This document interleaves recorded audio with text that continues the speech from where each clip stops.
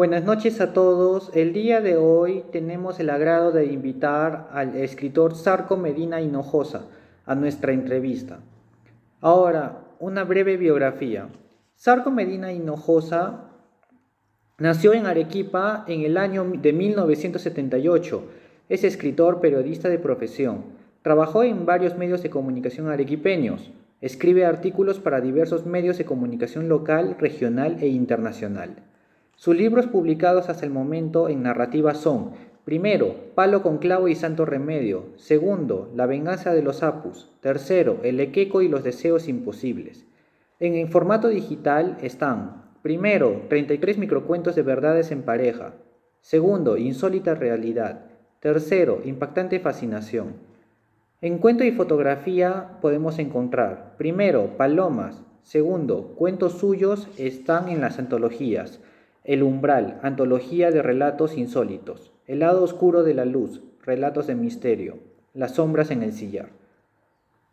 El cuento Redecorter del escritor ha sido catalogado en la muestra Más allá de lo real, antología del cuento fantástico peruano del siglo XXI, investigación a cargo de Elton Honores, catedrático de la Universidad Mayor de San Marcos.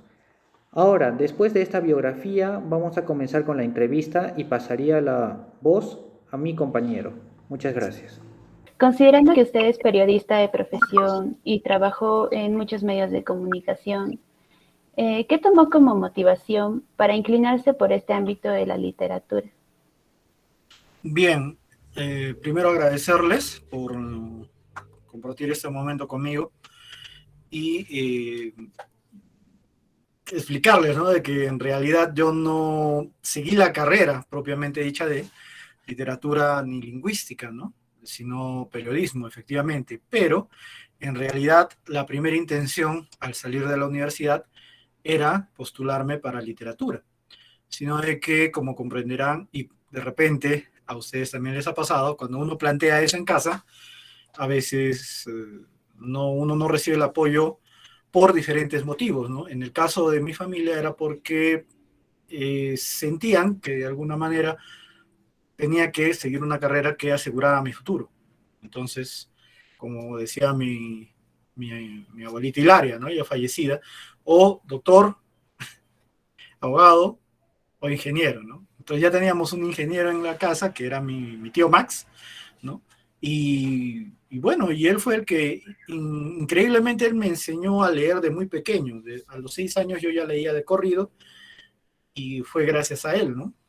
Y él también fue en que, en determinado momento de mi vida, me acercó a la literatura, ¿no?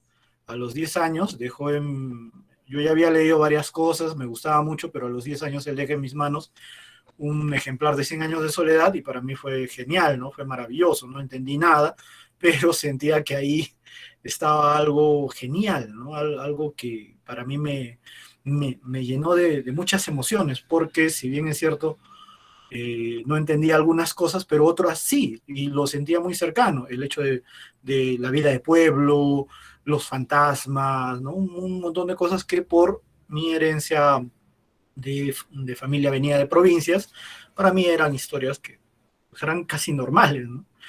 Entonces, me resultó un poco chocante que cuando yo le pregunto qué carrera me recomendaba, porque yo quería seguir literatura, él me dice: sigue una ingeniería.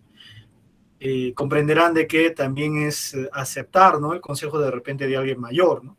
Entonces, en ese momento, la verdad, no estaba tan seguro entre que sí, que no, y bueno, postulé ingeniería industrial y no la agarré, ni en primera ni en segunda, recién a la tercera la agarré. Y bueno, yo creí de que eso realmente era lo que me gustaba, ¿no? Pero en segundo año de la carrera me di cuenta que no era lo mío, porque había un desbalance muy fuerte.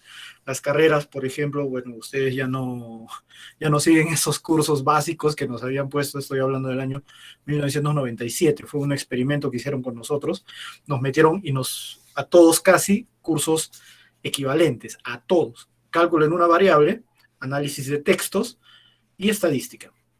Y eso era para todas las carreras. Entonces, era un desbalance, porque en cálculo en una variable, por ejemplo, yo pasé raspando en segunda matrícula, ¿no? Pero en análisis de textos saqué 18 en la libreta. Ojo, no estoy hablando de los exámenes, nada, saqué 18 en la libreta. Segundo semestre seguimos cursos también de otras cosas, economía, por ejemplo, y saqué 16. Cálculo en varias variables, igual, volví a jalar. Entonces, había un desbalance, claro, entre lo que yo sentía que me gustaba y lo que no podía, por más que podía probar, pero no quería. Era ya algo que no, me resistía a la idea de seguir estudiando matemáticas sin comprender. En tercer año postulé, pero ahí es el tema, ¿no? ¿Por qué no postulé a literatura? Es que también me di cuenta que muchos escritores habían tomado el periodismo como una referencia para gestionar personajes, tener contacto con historias. Entonces, en mi caso, como dice Gabriel García Márquez, para mantener el brazo caliente, ¿no? Que él también tomó esa decisión, ¿no? Estaba en derecho, pues se metió a periodismo. Entonces dije, bueno, pues humildemente, ¿no? De repente por ahí me liga a mí y me metí a periodismo. Y es por eso que, digamos, utilicé el periodismo, ¿no? Como una manera de poder recopilar historias, perfeccionar un poco más mi forma de escribir y así poder contar esas historias que sentía que en algún momento tenía que escribir. Bien, entonces, continuando con la entrevista, yo deseo consultarle la siguiente pregunta. Normalmente, muchas personas, por no decir la mayoría, consideramos que lo fantástico es una literatura evasiva de la realidad, diferente, que no tiene algo que ver con la realidad. ¿Cuál es su consideración sobre ello? Voy a arrancar con una frase que justamente hoy día la he compartido en mi muro, que me pareció genial, que es de una escritora que me agrada mucho, que es Úrsula Le Guin, y dice, ¿no? La ciencia ficción no es algo menor, y no es solo, ni especialmente la Enterprise, Star Wars o las tropas del espacio. Significa experimentar con la imaginación, responder preguntas que no tienen respuesta. Implica cosas muy profundas, que cada viaje es irreversible. Y yo tengo una opinión cercana, sin atreverme a llegar a la altura de Úrsula, pero considero de que la literatura de fantasía, de ciencia ficción, la literatura de género, como se le sabe agrupar, hace uso de algo que carece la literatura que intenta replicar la realidad, ¿no? Sin desmerecer, porque como ustedes saben también hago eso, hago literatura urbana preferentemente, ¿no? Sin desmerecer, pero carece de algo que tiene la literatura de género. Y la literatura de género tiene, aparte de la exploración del personaje como tal, enfrentado a situaciones totalmente imaginativas, tiene ese aporte. Ayuda a experimentar mediante la escritura situaciones que el hombre muchas veces no toca con la realidad, ¿no? ¿Y eso en qué puede ayudar? ¿En qué puede ayudar la literatura de Tolkien? ¿En qué puede ayudar de repente la literatura de alguien más cercana como J.K. Rowling, ¿no? Y todo el badaje que podemos experimentar. ¿En qué puede ayudar la pandemia? La pandemia nos ha demostrado que cualquier situación inimaginable puede suceder. Y dentro de esa situación inimaginable, el poder proyectarnos un poco nos puede de alguna manera prever cómo es el comportamiento del ser humano. Hace muchos años, yo leía en una de estas revistas, bueno, de repente ustedes no las conocen, pero había unas revistas de novelas gráficas en Argentina de Editorial Columbia, ¿ya? Si me permiten así nomás, voy a mostrarles una, ¿ya? Muchas gracias, la esperamos. Apago la cámara porque hay que elevarse y no quiero que vean también, ¿no? Pero estas son, ¿ya? Estas son, el Tony, por ejemplo, ¿no? El Tony son en blanco y negro o a color, ¿no? Muy bien. En una de esas venía una historia, estoy hablando más o menos del año 70, ¿ya? Venía una historia de un joven que había terminado sus estudios por Telegra. Así se llamaba el sistema, Telegram. O sea, sistema de video donde te daban las clases. ¿Ya? Ustedes ya lo reconocen. Clases virtuales. Era eso. Esa realidad. Y le entregaron, años 70, y le entregaron su diploma por así, ¿no? Le dijo, te estamos mandando tu diploma. ¡Clac! Sacaba una bandejita, sacó su diploma. Y el que le hablaba le dijo, esperamos que des audio video clases con nosotros. Genial. Y él salía a la calle, lo iba a pensar, porque estaba buscando un nuevo departamento. Como ya era licenciado, entonces iba a crecer, ¿no? Y tenía un mayordomo electrónico, así en la mano. ¿Ahora qué es? Siri. Claro, un Siri, un celular más grandecito, ¿no? Entonces, y claro, la historia, más o menos, para no hacerla larga, era de que todo el mundo estaba conectado a sus aparatos electrónicos, ¿no? Bueno, veías a gente un poco más exagerado, ahora de más chiquito, ¿no? Pero en ese dibujo eran bien grandes las cosas, ¿no? Y buscaba un departamento y le ofrecían uno bien barato. Lo recibió una persona y era un bosque. Y en el bosque, mientras estaba buscando, se le aparece un reptil humano, así, un reptiliano, digamos así, ¿no? Lo empieza a atacar y él no sabe qué hacer, empieza a gritar, pide un médico electrónico porque tiene heridas, un policía mecánico, algo así, y de pronto en un determinado momento sale a relucir su humanidad, sus ganas de defenderse, coge un palo y le empieza a golpear, lo destroza, era un robot. Entonces se sintió mal, ¿no? Y sale hacia afuera, ¿no? Y el de la puerta le dice, pero ¿por qué han permitido eso? Y el otro le dice, ¿qué sentiste? Rabia, frustración, cosas que la humanidad está olvidando por estar metida en las cosas electrónicas. Mientras se va yendo, ofuscado, ¿no? De todas maneras, lo intercepta una máquina que le dice, he visto que ha perdido su mayordomo electrónico. ¿Quiere uno?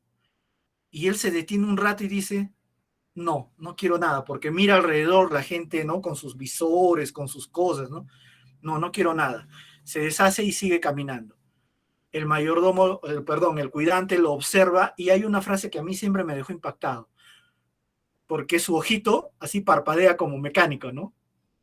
Y hay una frase genial que dice, porque llegará el momento en que para deshacernos de lo electrónico tendremos que crear máquinas que nos ayuden a eso. Ustedes, miren, ustedes lo han vivido. Yo lo soñé, yo lo imaginé, yo no sabía cómo iba a ser el futuro. Ustedes ya lo ven, rápidamente las imágenes se les ha captado. El celular, las clases virtuales, todo eso, ¿sí o no? Eso es la potencia de poder imaginar un momento más allá, sin dejar la humanidad. Porque muchos creen que la ciencia ficción, la fantasía es solamente de orcos guerreando, y no es así. Tolkien no escribió para centrarse en los orcos combatiendo con elfos, no. Él escribió la odisea de un ser pequeño enfrentado a un mundo desconocido que nunca había tenido contacto, con una envergadura más allá de sus fuerzas, confiando en algo superior.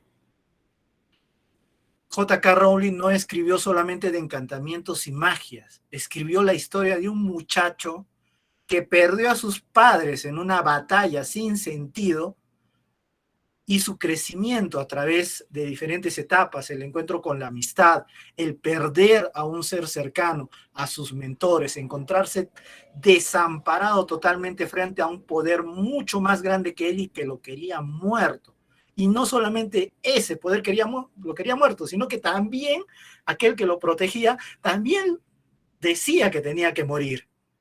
Dumbledore, ¿no? El sacrificio. ¿Me entienden? No se trata solamente de escribir historias fantásticas para poder mostrar mundos imposibles, no, sino ubicar al ser humano en esas situaciones para ver cómo reacciona. Eso es lo que nos da, y vuelvo a repetir, en pandemia, ¿qué es lo que nos ha ayudado a salir adelante? ¿Cuáles son las series que más nos han ayudado de repente a pasar un poco el rato? Ciencia ficción, fantasía, ¿no? Todo eso. ¿Y quién las ha hecho? Productores, profesor, mucha televisión. No, ¿quién en su inicien. ¿Quién escribió ese guión? ¿No es un escritor? Sí, es correcto. Muchas gracias. Entonces le doy pase a mi siguiente compañero. Bueno, eh, vemos como usted también se ha enfocado mucho en la microliteratura y así como nos ha mencionado, ¿no? Ha utilizado usted las redes sociales para poder publicar sus creaciones. Una de ellas que nos encantó y nos llamó la atención es 365 cuentos regresivos, el cual fue escrito todo el 2017 y en el cual escribe un cuento por día, ¿no? Algo muy interesante, con la peculiaridad de que en cada escrito iba decreciendo el número de palabras. Y también intervinieron diversos elementos gráficos, ¿no? En cada cuento y sabemos también que usted iba invitando a fotógrafos, artistas de la ciudad para que puedan, ¿no? Recrear lo que tal vez usted quería decir, ¿no? Una idea que fue grandiosa, fue novedosa y bien planificada. Entonces, ¿cómo es que surge esta idea innovadora al escribir cada día y el también de que cada escrito vaya decreciendo? ¿Cómo es qué es lo que busca con este libro? ¿Qué fue lo que le inspiró? Muchas gracias. Sí, efectivamente, uno a veces piensa, me has hecho emocionar un poquito porque es uno de los proyectos que más me ha costado, porque no lo vuelvo a repetir, eso les prometo, fue demasiado agotador, pero también uno de los que más desapercibidos, yo sentí que quedó desapercibido. Ya con el hecho de que ustedes me están diciendo que los han leído, yo me quedo complacido. Cumplió su objetivo, yo feliz de la vida, ahorita me puedo jubilar, de verdad, contento. Por, de eso se trata, ¿no? Uno no escribe solamente para uno, uno escribe de repente para impactar a otros, ¿no? Si logré eso con ustedes, les agradezco mucho. Pero bueno, fuera de lo emotivo, es algo muy concreto. Fue porque cada año yo me planteaba un reto y ese año venía de haber escrito mucho microcuento durante mucho tiempo y sentía de que podía coger un reto mayor, ¿no? Entonces me planteé, ¿cómo podría probarme a mí mismo que en realidad la microliteratura no es un pasatiempo de un escritor así nomás porque quiere probar, ¿no? Sino ya es un género, porque de verdad durante mucho tiempo se le consideró a los microcuentos como algo externo, algo que pasaba, ¿no? Algo que a Monterroso se le ocurrió colocar en su libro y ahí acabó y que otros más, no. La microliteratura en sí ya tiene todo su condimento, sus estructuras, sus formas y sus teorías también. Me lancé a eso basándome en dos cosas, ¿no? Porque ustedes saben de que no, las ideas ya todo en realidad ya está hecho, solamente cómo se presenta es lo original. Entonces, José Albert Corimanya, que ustedes deben conocerlo, es un escritor underground de acá de Arequipa, ¿no? Que vende sus libros en la esquina de Paucarpata, antes subía los micros a venderlos, ¿no? Él hizo un experimento de escribir un poema cada día por el bicentenario del nacimiento de Mariano Melgar. Y él trató durante 2 años de escribir así, ¿no? Un poema diario. Y yo participé durante mucho tiempo con el grupo Heliconia, allá en de sede en Argentina, que sacaban varias páginas dedicadas a la microliteratura. Y una de ellas era cuenta regresiva. ¿Y cuál era el reto? Entonces nos metíamos y pedíamos, ya, o sea, era una cuenta regresiva de 100, ¿ya? Entonces quiere decir de que el primer microcuento tenía que tener 100 palabras, exceptuando el título. Y así iba degradando, o sea, bajando hasta llegar a cero, a cero. Entonces era un ejercicio brutal, porque empezaba una nueva y uno tenía que adelantarse a cualquier otro con un cuento, ¿no? Y a veces chocábamos 33, ¿no? 33 palabras y ya en la edición ya escogían, ¿no? Y uno estaba pues desesperado y tenías que imaginarte ese rato, ¿no? Un microcuento de 7 palabras, un microcuento de 0 palabras, ¿no? Pues yo me acuerdo que logré ganar por un microcuento que se titulaba, acuérdense de que era el ejercicio sin contar el título, ¿ya? Era el truco, porque ustedes saben de qué microcuento, el título tiene mucho que ver, tiene mucho que ver. Entonces yo le puse así, ¿no? Lo titulé, Veces que ella dijo la verdad.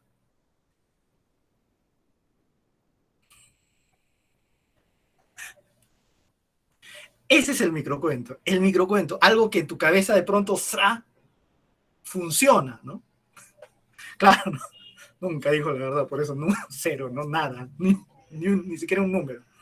Bueno, entonces dije, bueno, contando esos dos elementos, voy a empezar con un microcuento de 365 palabras e iba decreciendo, sin contar el título.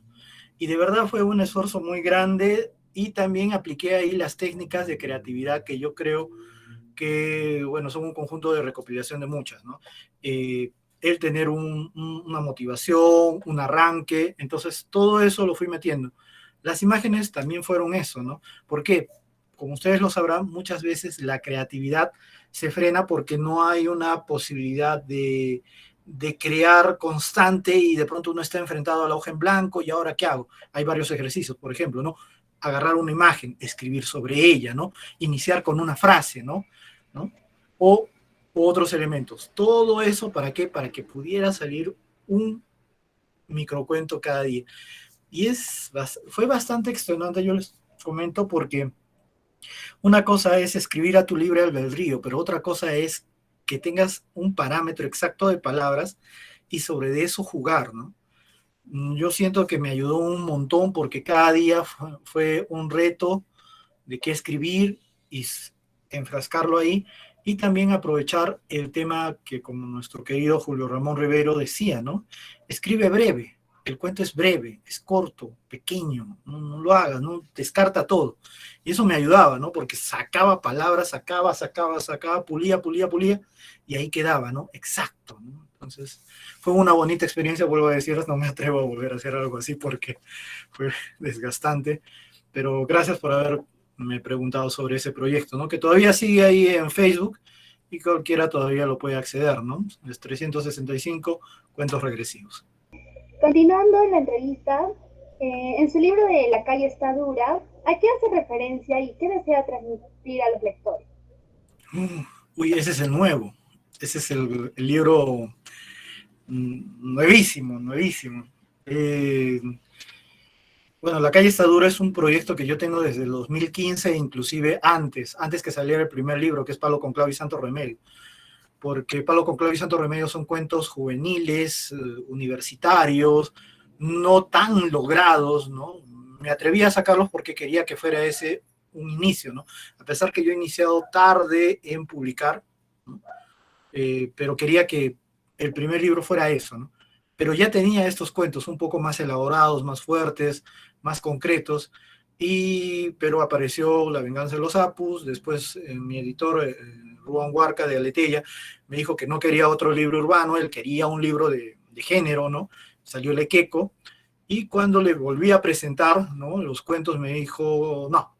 Entonces he estado insistiéndole un poco, ¿no? Hasta lograr convencerlo que le dé una oportunidad a La calle está dura y bueno, salió. ¿Por qué La calle está dura? ¿A qué se refiere? Es una frase común que, bueno, en una época tenía varios significados. Uno de ellos es cuando le preguntaban a una trabajadora sexual cómo estaba, ¿no? Cómo estaba el trabajo. La frase era común, ¿no? La calle está dura, ¿no? ¿Por qué? Ellas trabajan, bueno, trabajan generalmente en la calle, ¿no? Entonces la calle está dura se refería a eso, no había clientes, ¿no? Poco a poco la frase se fue, ¿no? Diversificando y para muchos significaba no hay trabajo, ¿no? Estoy aguja, no hay plata, la calle está dura, no hay chamba, ¿no? Entonces abarca todo eso, ¿no? Sin hacer spoiler, ¿no? Ahora se dice así, ¿no? De uso común, ¿no? Pero el primer microcuento arranca con en realidad golpeando con esa frase, ¿no? Es una situación muy dura y arranca con esa frase y de ahí todos los cuentos tienen esta connotación. En realidad este es el libro que yo considero de la decisión. El Equeco y los deseos imposibles es el libro del deseo. Casi todos los personajes, por no decir todos en realidad, del Equeco y los deseos imposibles, tienen un deseo, algo, un pedido, una situación que los mueve a querer algo. En cambio, en La calle está dura es el libro de los cuentos de la decisión porque o por una propia decisión, o por una decisión de un tercero, su vida se trastoca de los personajes, se trastoca a niveles muy profundos, ¿no? Y la violencia los abarca mucho. ¿Por qué he querido hacer un libro que de repente es de realismo sucio? Porque considero de que muchas veces se romantiza demasiado acá en el Perú la vida de la calle, cuando no es así. Muchos de nosotros venimos de barrios un poco problemáticos, creo yo, por no decir que casi toda Arequipa vive en situación de mucha violencia, solamente que a veces no queremos decirlo, por roche, por vergüenza, qué sé yo, ¿no? O a veces también bromeamos, ¿no? Yo bromeo mucho a veces que mi esquina es la esquina de los accidentes. Y es verdad, mi esquina de Arias de Aragüez con Sepúlveda, casi al año son 2, 3, 5 accidentes que se producen. Y bueno, la comisaría está a una cuadra. Y también mi esquina se convierte en la peleadera con Chaveta, porque una vez al año por lo menos siempre se agarran a botellazos. Entonces, efectivamente, puede sonar anécdota, ¿no? Pero detrás de eso, detrás de todo eso, siempre hay una connotación, ¿no? Una violencia que no sabemos cómo se dispara en determinado momento. Y solamente basta, efectivamente, 5 segundos para acabar la vida con alguien. Es así, 5 segundos y la vida de una persona puede acabar. De plano. Y eso sucede por muchos aspectos que, como vuelvo a repetir, a veces queremos tapar con el velo de la anécdota o del romanticismo, ¿no? En este libro no. Me atrevo a ir un poquito más allá, ¿no? Me atrevo a que los personajes cometan los actos que posiblemente muchos de nosotros no los haríamos, pero también darles una motivación, como vuelvo a repetir, no por decisión de ellos a veces o por su decisión, pero siempre hay una consecuencia. Y esa consecuencia es la que van a tener que descubrir cuando los lean, ¿no? Para no spoilear mucho más. Yo le voy a preguntar sobre el libro de la venganza de los sapos. Nosotros hemos notado que tiene ciertos elementos de la cosmogonía andina.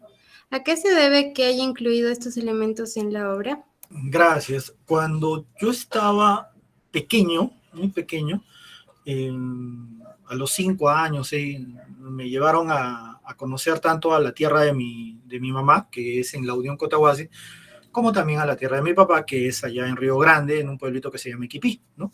Por Ocoña, para arriba.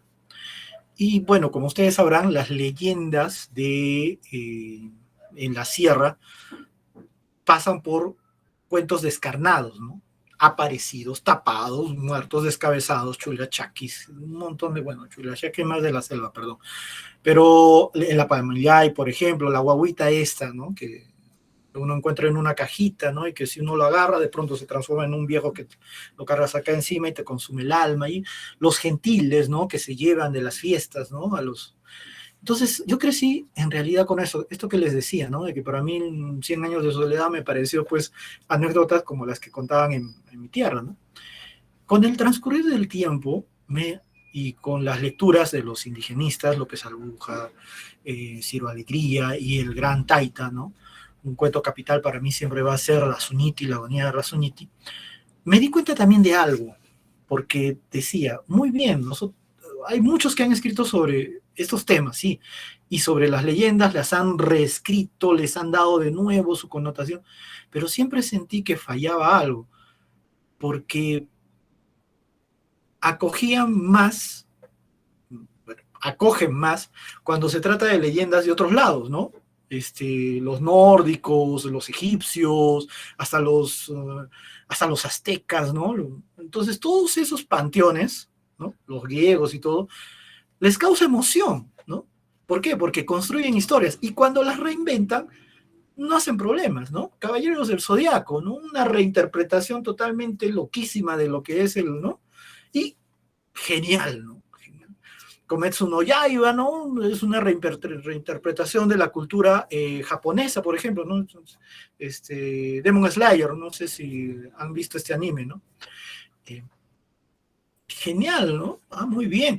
Game of Thrones, ¿no? Nos fascina, ¿no? Lo que hace el gordito Martin, ¿no? Con toda, pero de toda esa, o sea, época medieval, ¿no? El mismo Tolkien, ¿no? Nos fascina todo eso, pero cuando tratamos de hacer algo parecido acá, de reinventar, digamos, nuestras leyendas andinas, de pronto por ahí siempre sale algún purista, bueno, que efectivamente puede defender con mucha razón, pero dice, no, no, no, no, ¿cómo le vas a cambiar? ¿Qué es eso? ¿Qué es ciencia ficción andina? ¿Qué es eso? ¿No?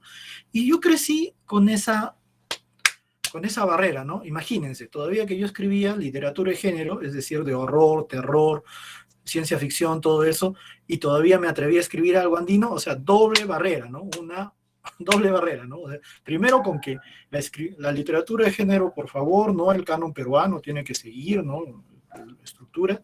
Y todavía, y todavía andino, no te pases, ya, ¿qué estás hablando? Entonces, pues yo por naturaleza siempre he sido rebelde, ¿no? Entonces, he querido demostrar en este libro, porque no solamente en los Apus, o sea, hice concretamente cosmogonía andina reinventada y retraducida, pero con el Ekeko todavía he puesto más, porque he hecho ucronía. O sea, en la ucronía, por ejemplo, ¿qué hubiera pasado si los españoles no nos hubieran conquistado? ¿No? ¿Qué hubiera pasado? El imperio del Tahuantinsuyo, ¿cómo sería? Pero no romantizado, para nada. Leen el cuento y se van a dar cuenta de que de verdad siempre va a haber una connotación humana, traiciones, nuevas formas de autosabotearnos. Pero bueno, ciencia ficción. Me he mandado con una científica latina, bueno, peruana, yo la siento así, descubriendo un virus letal. Y eso lo he escrito hace como 5 años, así es de que no me estoy copiando nada de la pandemia. Una pandemia, bueno, este es un distópico, ¿no? Una fiebre, gripe mundial y un chico sobreviviendo a eso, ¿no? De acá de Arequipa, saliendo hacia la provincia de la Unión para poder encontrarse con su enamorada. Los gentiles, una señora que fue raptada de los gentiles, no puede vivir en Lima, regresa y tiene que encontrarse con su pasado, con estos seres, ¿no? La leyenda del torito, ¿no? Reinventada. Y así podría decirles con cada uno, ¿no? De estos cuentos, por estas ganas de demostrar de que tenemos muchísimo, muchísimo de dónde agarrar y construir nuevas historias, sin desmerecer de dónde nacen, sin desmerecer. Algo que me encanta de los japoneses es eso. Ellos pueden agarrar historias suyas, ¿no? Del sintoísmo, de todo, y transformarlas en algo nuevo, con nuevos personajes, pero sin desmerecerle la cultura inicial, de dónde crece. Entonces, ¿por qué no podemos hacer lo mismo? Y agarro yo al Ekeko y lo transformo con su básico, con la figura básica que es de la fortuna, ¿no? Que los comerciantes la utilizan, lo transformo en una leyenda que abarca más de 500 años en la vida de una familia, ¿no? Y al personaje principal lo hago pues, volar, lo hago enfrentarse con su propio destino, tratar de quebrar las leyes del Ekeko. Me atrevo a eso, ¿no? Porque siento que tenemos mucho más que dar, ¿no? Y eso es solamente una muestra de todo aquello que podemos nosotros escribir y reescribir sobre nuestra cosmogonía andina, que no le tiene nada que envidiar al panteón griego, egipcio, azteca, maya, para nada. Tenemos suficientes demonios como para poder seguir creando novedades. Uf. Bien, continuando con la siguiente pregunta. En esta situación actual que estamos viviendo, ¿de qué manera ha impactado el tema de la pandemia en su producción literaria? Creo que a todos nos ha golpeado, creo, porque nos ha hecho ver de distinta manera la vida. Como les vuelvo a repetir, pude haber escrito sobre un virus, pude haber escrito sobre un futuro distópico, pero nunca pensé vivirlo de una manera tan descarnada, ¿no? Para mí era totalmente irreal y totalmente sacado de los pelos ver personas peleándose por un balón de oxígeno. Para mí me resultó chocante, duro, fuerte, no poder conseguir, ¿no? En un mundo globalizado, todo en un domingo, ¿no? ver personas que no podían conseguir un balón de oxígeno, o la escena que más tengo irreal total es en el hospital Honorio Delgado, esas carpas de la muerte, ¿no? Donde las personas iban muriendo de a pocos. Era totalmente irreal. O los entierros, ¿no? En bolsas. Entonces superaba con mucho mi capacidad. Y como siempre, la literatura de alguna manera me ayudó a pasar ese momento. Y yo creo que eso ha sido genial, ¿no? En global, a muchos autores, escritores, creadores, nos está ayudando la virtualidad y el hecho de las redes sociales a poder compartir en tiempo real nuestros escritos con referencia a la pandemia. Y eso ayuda también a tener nuevas percepciones de cómo va a evolucionar el arte, por lo menos en el tema de la literatura, de acá a algunos años. Acuérdense que durante mucho tiempo, la literatura, después de la Segunda Guerra Mundial, no se escribía sobre guerras. Porque si ya tenías tan cercana la Segunda Guerra Mundial, la gente ya no quería leer mucho sobre eso en esa época. Pero ahora se dan cuenta que ya no están así. Ahora sí queremos leer sobre eso. Queremos leer sobre distopías, queremos leer sobre ciencia ficción. Sentimos de que de repente el espacio, Marte, es una solución real, ¿no? Real a este problema de la sobrepoblación. Ya no estamos limitados por esos miedos en realidad. Queremos saber. Los buenos lectores hoy en día buscan historias de ese tipo. Entonces, creo de que los escritores también tenemos que responder a eso. La pregunta siguiente es, teniendo en cuenta que al recorrer un camino nosotros ganamos experiencia, ¿qué sugerencias, qué recomendaciones podría brindarle usted a nuevos escritores de repente que se están formando, ¿no? El primero es, no por escribir bonito vas a tener éxito. Por favor, no te lo creas. No te lo creas. No puede escribir bonito. Es más, mi madre toda la vida me ha dicho que escribo bien. Yo feliz de la vida creyéndole a mi madre, ¿no? Pero no es así. No es así. El trabajo del escritor es pulir y pulir textos. Pulir y pulir textos. No te canses de pulir tus textos, de examinarlos, de dejarlos un tiempo por lo menos, retomarlos después, y si tienes que reescribirlos, reescríbelos, pero nunca te des por satisfecho con lo que escribes. Ese sería concreto el consejo. Nunca te des por satisfecho con lo que escribes, porque si lo haces vas a sentir autocomplacencia, y la autocomplacencia es lo que mata al escritor, creo yo. Cuando tú sientes que ya has llegado a tu techo, ya pues ya ganaste el premio tal, ¿no? Ya no, güey, yo ya soy lo máximo. Borges nunca ganó el Nobel y escribió hasta donde pudo y siempre corregía y siempre trabajando. Entonces no quedarse en la autocomplacencia, ¿no? Porque es muy peligrosa. Y segundo, yo sí recomendaría leer. No se supone que eso es lo primero. Sí, pero no sé por qué siento, de verdad, una corriente en los nuevos jóvenes escritores, por lo que leo mucho en redes sociales, ¿no? De repente es una falsa idea. Y bueno, también porque leo en Wattpad, pareciera que no leyeran.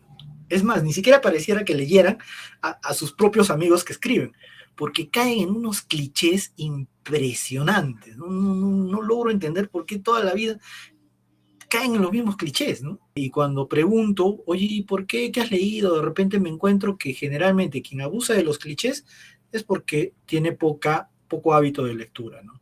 Lee, pero lee lo que tú quieras, que no te impongan la lectura. Te podemos aconsejar los profesores, obviamente, yo puedo aconsejar mucho, pero son consejos.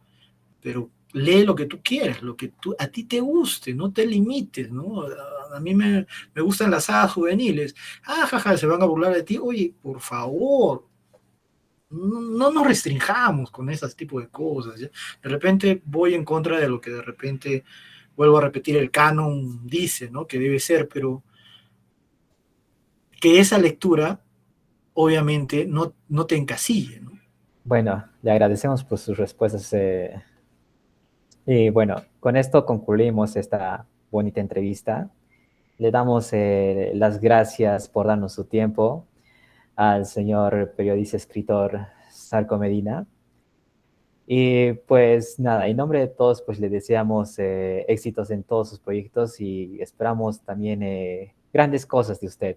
Muchas gracias, queridos chicos, muy complacido por la entrevista.